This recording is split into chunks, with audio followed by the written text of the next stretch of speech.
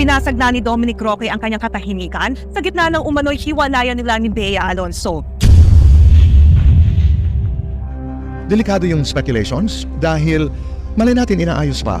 Malay natin nag-uusap. I don't know. How much do we really know? Kaya yung aking call, yung panawagan na sana'y we can be a little kinder and get it straight from them. Get it straight from them. Sa gitna ng mga balitang paghihiwalay ni Bea Alonzo at Dominic Roque, binasag na ni Dominic Roque ang katahimikan sa hiwalayan nila ni Bea Alonzo. Tara, alamin natin ang buong detalye. Panoorin ang buong video. Kumusta mga idol? Mayroon naman tayong bagong chika sa inyo. Bago yan, welcome sa channel ni Mr. JV. Ilang araw na ang nakakaraan, naglabasan na ang iba't ibang balita tungkol sa hiwalayan ng dalawa. Si OG Diaz ang unang nagbalita, sumunod si Christy Ferman at si Tito Boy Abunda, at syempre sinundan naman ito ng pambansang marites na si Sian Gaza. Sa kauna-unahang pagkakataon, naglabas ng pahayag si Dominic Roque, hinggil sa estado ng kanilang relasyon ni Bea Alonzo. Parang pinasabog ni Dominic ang kanyang post sa social media account recently. Ayon sa kumakalat na chismis, may balak daw si Dominic Roque na perahan si Bea. Alam naman natin na nanggaling si Bea Alonzo sa mayamang pamilya, at successful ang kanyang showbiz career. Mayroon kasulatan daw sila ni Dominic, na magpapamana sa kanilang lahat kung sakaling maghihiwalay sila. Ganun pa man, mukhang gumagawa ng paraan si Dominic Roque, para maayos ang gusot sa kanilang relasyon. Kamakailan lang, nilabas ni Dominic Roque ang kanyang nararamdaman sa pamamagitan ng isang sweet video kasama si Bea Alonzo at pinost ito sa kanyang Facebook account. Ipinagtanggol ni Dominic Roque sa mga basher si Bea Alonzo, sa gitna ng isyu ng kanilang paghihiwalay.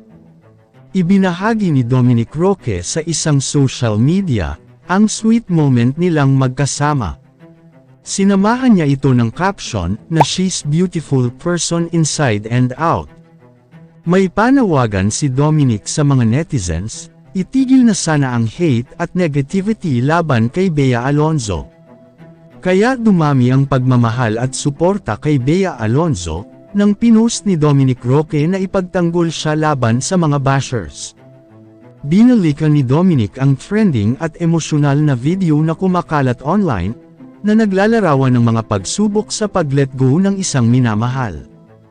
Nakita ng mga netizens ang kanyang comment na umiiyak na emojis. Kaakibat naman ng naging viral na Instagram story, ang pahayag ng kanyang kapatid na si Lian Roque. Ayon sa kanyang recent story, work-related daw ito at hindi tungkol kay Bea.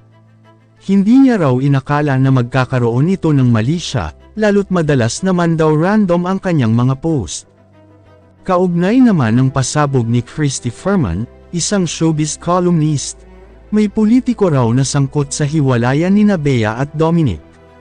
Hindi namin sinasabing karelasyon mo yung politiko.